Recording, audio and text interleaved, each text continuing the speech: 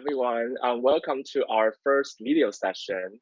Now, I've invited my dear friend Liz, and she is an immigration attorney, and she does a lot of O-1s. Now, we're going to be talking about O-1 today, O-1 status, O-1 visa, as an alternative to H-1bs that are not selected in the lottery. So recently, I've been getting a lot of inquiries from people all over the world, and they're entering into the H-1b lottery, and it's very competitive this year. So they're worried that if they're not selected in the H-1b lottery, is there any other work visa that they can jump onto? And a lot of people told me, hey, they've heard about this O-1 visa that a lot of their friends have, and it doesn't have a quota, so there's no lottery, and it's all year round, and any employer can, well, it sounds like any employer can potentially petition the beneficiary for the O-1. So they want to know if they can be on the O-1. And I personally don't do a lot of O1s, although I know what the rules are about, but I don't really do a lot of O1 production. So I've invited my friend Liz, who does a lot of O1s and EB1As, to tell us more about this O1 visa category. So Liz, what is this O1 thing about? Is it as magical as people say it is? I think it is, of course. I am a big fan of the O1. Like you mentioned, I do a lot of them. And Jack, I'm also getting a lot of inquiries from people who are entering the lottery and looking for, what is the full range of their options. Because unfortunately, as you know, and as we have to tell everybody, entering the H-1b lottery, you only have a 30% chance, if that, of being selected. So it's not a great plan A. Like, it's, of course, you want to enter it whenever you can, but it's always better to have, other options. So, I love it when students ask about it, students who are planning in advance and they know they're going to be entering the lottery and they say, but, is there anything I can do to, provide these alternatives?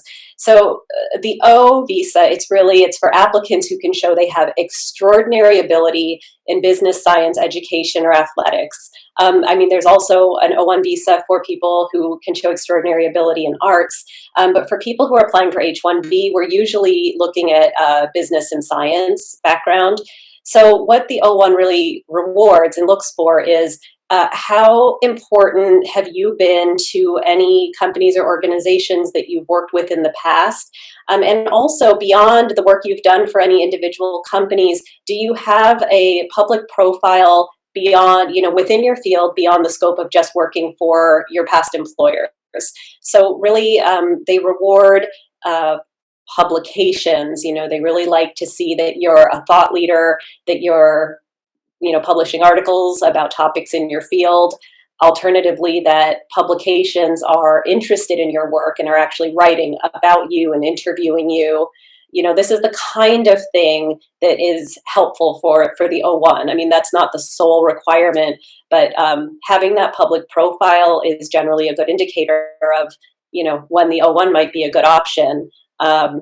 And of course, we are able to give a lot of advice about how people can work towards that if they have enough time to do so.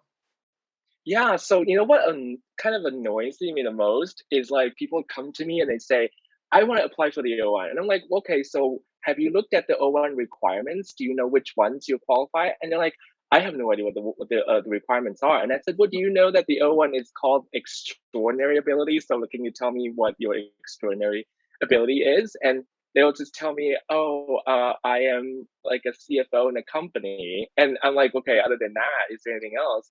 So where do these students, you say you love students because students are just starting their career. So how do they show that they're extraordinary in their field? So the reason I really like students is because they tend to be two things. They tend to be in a good position to publish in terms of, being able to show that thought leadership and, put forth, new and interesting ideas in their field and have access to publications.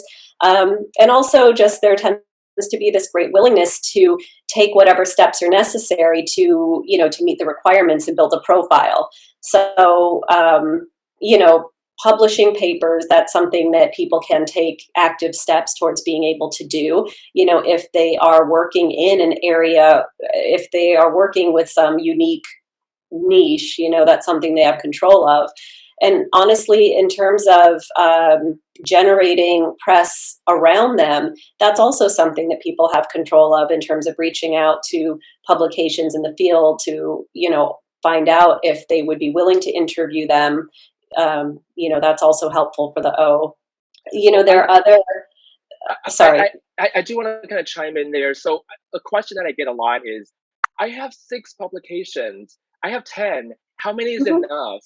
So I'm like, well, I don't think it's about like the number of publications, because I can write like 100 things, but if no one reads them, then does it really matter, I guess. So I've always heard that it's about who cites to these publications, where it's published. So how many publications is enough, and what are you looking for as an attorney in terms of publication? And it's not crystal clear, and it also really depends on what your area of expertise is. If your area of expertise is something that might be considered to be broad, electrical engineering, I don't know, something like that, you would expect, then having publications that have been cited and, a lot of been well read and well cited, that is going to be helpful.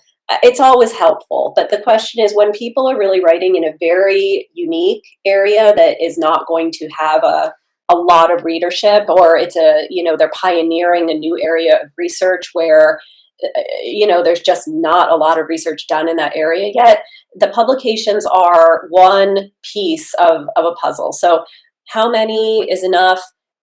There is no set number, and it really depends on the case. The more the better, but for me personally, if someone has 2 academic publications, 3 academic publications, if they even if one, we will include it. Whether or not it's accepted or not, we only know if the case is not ultimately approved upon initial filing, right? So it's hard. I haven't gotten, I'm trying to think if I've ever gotten a feedback, a request for evidence, or a denial from USCIS where they say the number of articles is not sufficient. Because usually the issue, they will bring up the citations and the lack of citations before they will actually bring up the low number of publications. So it's always the more the better, but whatever you have, you include it. And if the citations are not strong, you have to build up the other components of the application. For the O-1 based, the O-1A for business and science, there are 8 different criteria that USCIS is going to consider. Your publications are just one of them. So if you have strong publications, great. And if they're not well cited, you use it as one piece of the puzzle to paint a bigger picture about establishing expertise within the field. So where do students start if they are starting from a super blank slate? Like, I have no idea what O-1 is. Where would you tell them to go to at least get themselves prepared as to what they're getting themselves into when diving into, an O-1 preparation? Yeah, so usually what I'll start with is just doing, actually, we start with a quick read through of the regulations of those 8 criteria that USCIS considers, which I'll, as quickly as I can, they're whether or not you've won any awards in your field, whether you're a member of any organizations that are difficult to join, whether there's press written about you, whether you've served as a judge of your peers, whether you've made an original contribution of significance to your field, whether you've published articles in scholarly publications, whether you've had a critical role for distinguished organizations, and whether you've earned a high salary. So usually we start there, and then we kind of dig in depending on the person.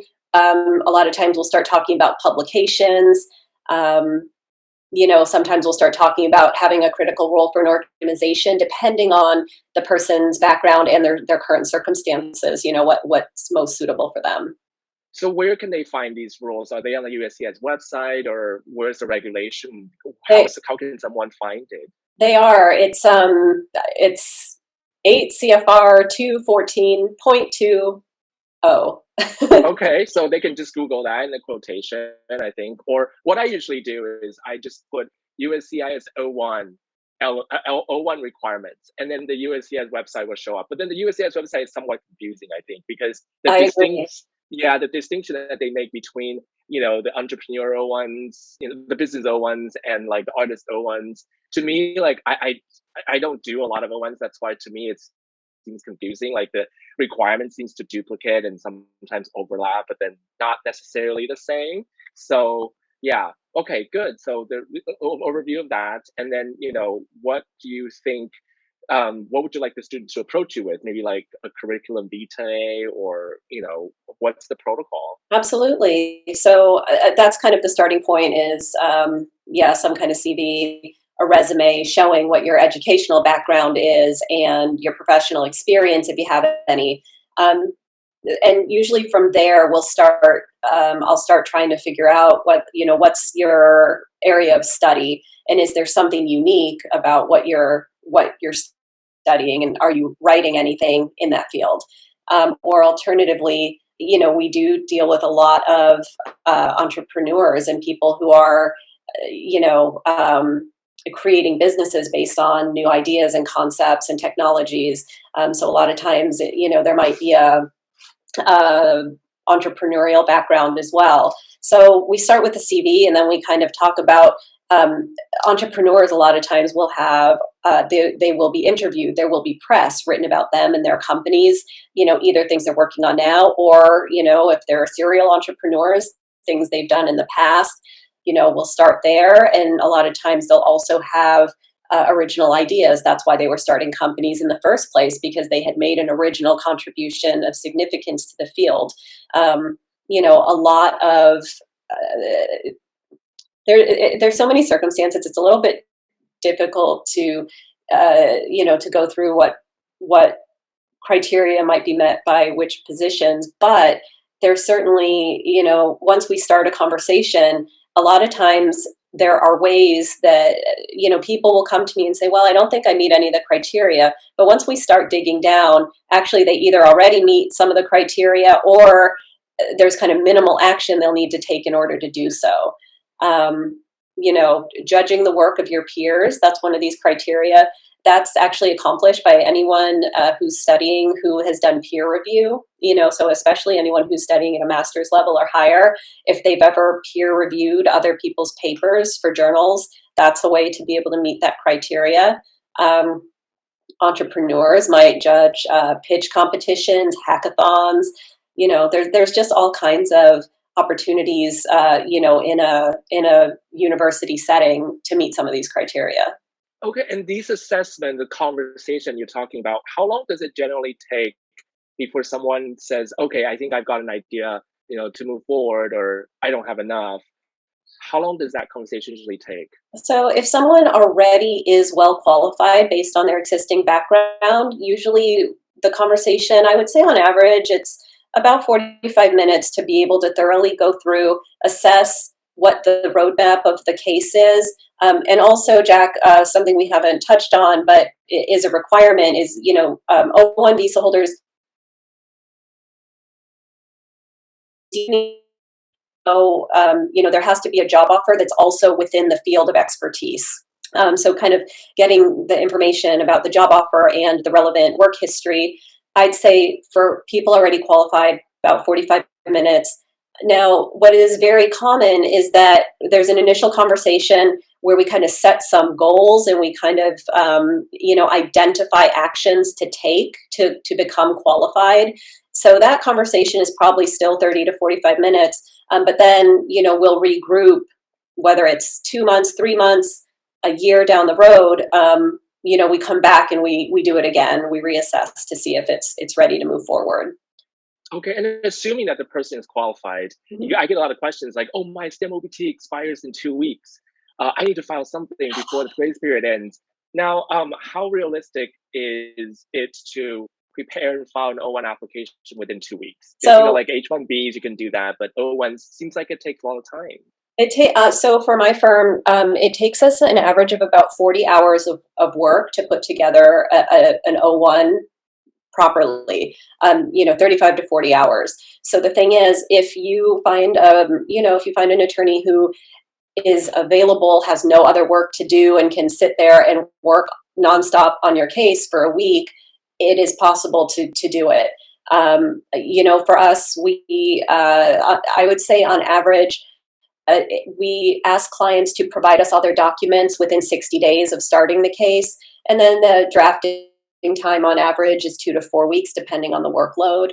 So honestly, anyone who is in a position to be able to start the process, 4, 5, 6 months in advance, it's going to be much more comfortable than someone who's trying to rush and do it in 2 weeks. Okay. And you spoke of, having a job offer an employer. What I've been hearing from some people is, with some of the, you know, potential clients that approach me, is that they've heard about some kind of an agency petitioners that, can be arranged. And I've also heard that that could be problematic. What is your take on that? Yeah. So actually in the arts, the agency-based O-1s they are standard. They allow artists and people who routinely work gigs to work for multiple companies. It's understood that an actor, a director is not just going to work for one company, that they'll be moving around as the projects go. That's also it is also possible for people in business and science to work for multiple employers with just one O-1 petition, and it's referred to as the agency-based petition. The difference now, so an agency-based petition is where you designate one U.S. company to be the point of contact with the government and with immigration, and to represent all the parties involved in the application, which basically means that all the correspondence about the case is going to go to your petitioner. So you designate a petitioner, and then you also, in addition to having that, you have at least 2 job offers from other companies if you're going to work for more than one company on the O. So you can just include multiple job offers for multiple companies that you'll be working for, and be able to work for all of them based on the one O-1 petition. An important distinction. So in the arts, artists are allowed to, once their petition is approved, they're allowed to add new jobs to their itinerary from new companies in their field that were not mentioned in their initial O-1 petition. For business and science, that's not the case. So you can work for multiple companies, but you can only work for the companies that you mention at the time you file the petition. So you can't, add new jobs to the O-1 for people who are in business and Can you science. file an amendment, or how do you? Yes. Okay, so when you change employer, I mean the work location, because your employer is going to be the agency. So when you So actually, what you can do with the O, you can file concurrent. You can file applications for concurrent employment as well. So if someone has an agency-based petition to work for 2 companies, and then they get an offer to work for a third company for, maybe a short engagement, just for a few months, the employer of the third company, they can file a petition for concurrent employment, which means that it runs alongside the existing petition. So in that case, you can actually work for all 3 of those companies during that time. So I think it leads to the question: how does a student find such an agency? Is it out there? Are they advertised, or through They are. industry? They How are. They how do do people search advertise. them? They advertise online. Obviously, I've been in this line of work for quite a while, and so I tend to have, I know those a lot of the agents who do this. So a lot of times, if you find someone with experience, they can provide a personal referral as well. Okay, so it's But they do advertise. professionally. Is it professionally appropriate for us to tell them who these agencies are without referring them to the Sure. So agency? what the agent petitioner is agreeing to do is they're agreeing to represent the worker and the companies that are making the offer for the purpose of filing the visa petition. So they're not offering, the agent is not committing to employ the worker. They're not representing anything beyond the fact that they are the point of contact for the purpose of the petition. So I don't think there's any conflict of interest in letting potential employees know who these agents are. So the employees are still under the payroll of wherever they're working at, not okay. So that's quite different from the H-1b situation because that's where the petitioner has to pay. Otherwise, there's no bona fide employer-employee relationship.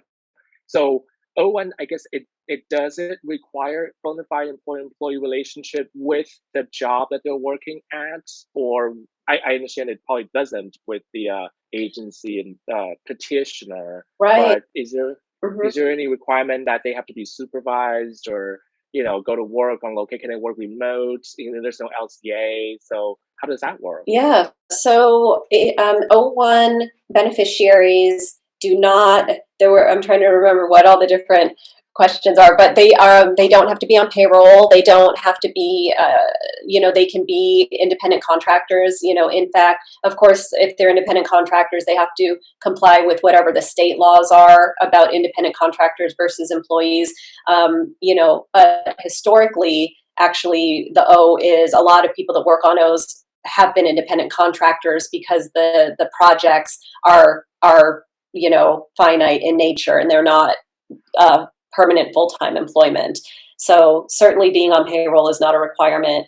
And like you mentioned, there's no labor condition application, so you don't have to confirm to the Department of Labor the exact location. And in fact, again, a lot of O-1 applicants and people who have agency petitions, they work, by definition, you're working for multiple employers, so you're working in multiple locations. So USCIS does request that you include that information in an itinerary that you submit with the petition, but it's not, if there are changes to it, it's not considered material. And they don't need to be reported. So, and especially in the context of the arts, as you can imagine, for film, TV, fine arts, locations change literally hours and days, before big projects. So there's not really a good way for USCIS to police the locations of the work, and it's not an issue in the same way that the H-1b is. Also, because the O-1 does not require a prevailing wage.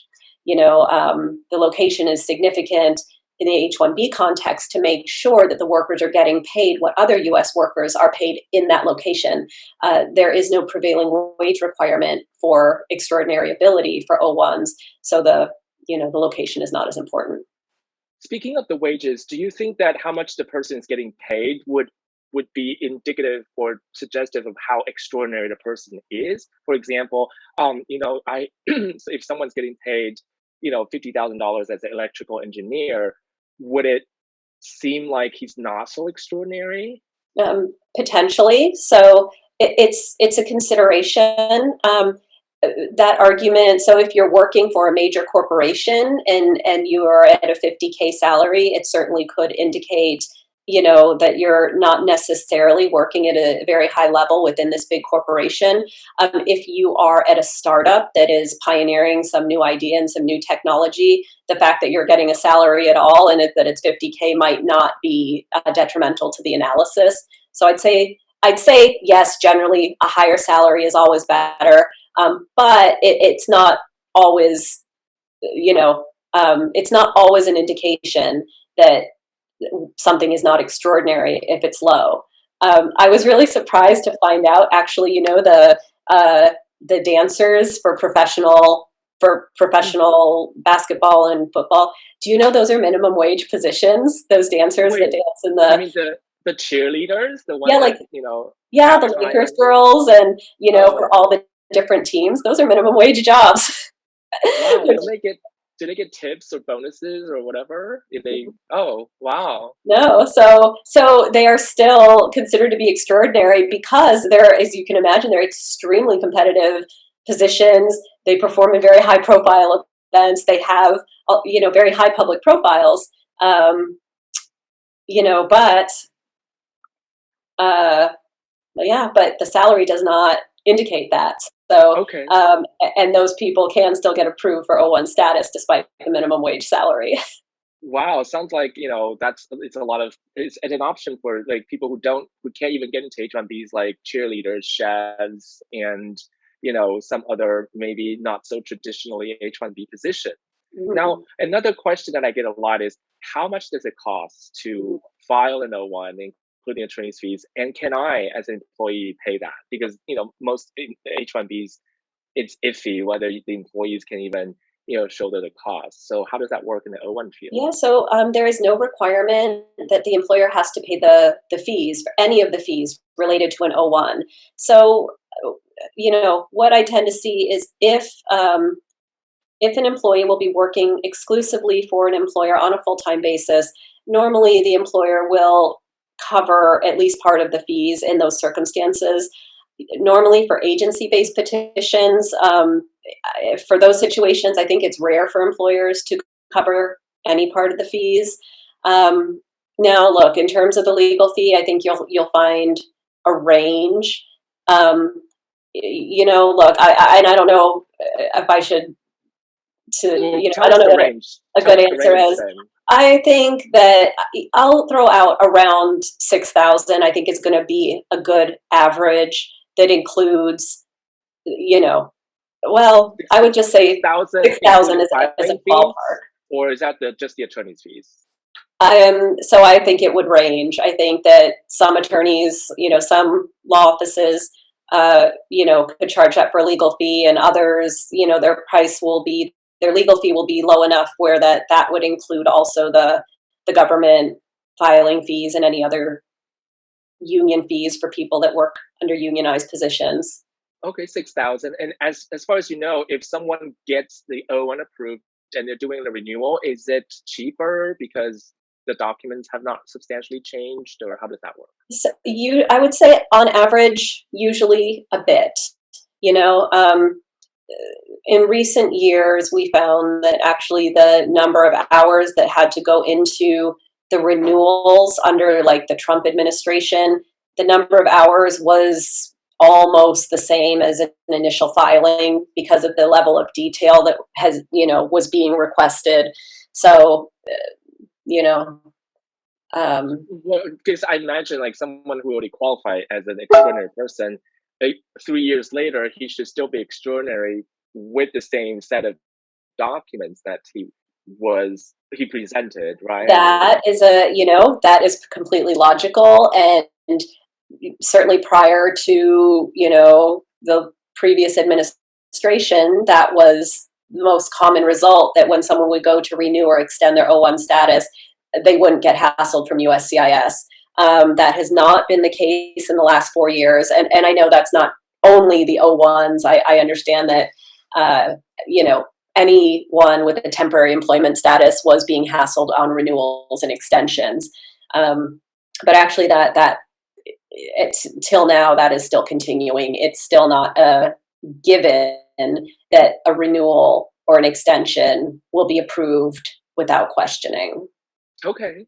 All right. So I think that's a good sort of roundabout summary of what O-1 is as an option for, someone who doesn't get into H-1B. And we're sort of like nearing the end of like the allowed Zoom recording time. So I think we can end it here. And do you mind if I share your contact information, with the video so that people can contact you if they have any questions or want to set up No, a I time? would appreciate it. No, I'm Okay, very great. happy to talk to anyone that has questions. Okay, so just confirm the contact information with us, and we'll put it on with the video. So thank you, Liz, for joining us today, and you look great, and thank you for the information, very thorough, and love it. Thanks, Jack. It's great to see you, and it's great to be able to talk about these H-1B alternatives. So, yeah, All right, next time we'll do something else. Maybe dig into the O-1s a little bit more. Maybe doing like an EB-1A. I think people will be interested in that. Would yeah, that be okay? definitely. Okay. All right. So that's it for today. Thank you, Liz. Thank you, Jack. Have a good day. Okay, you too.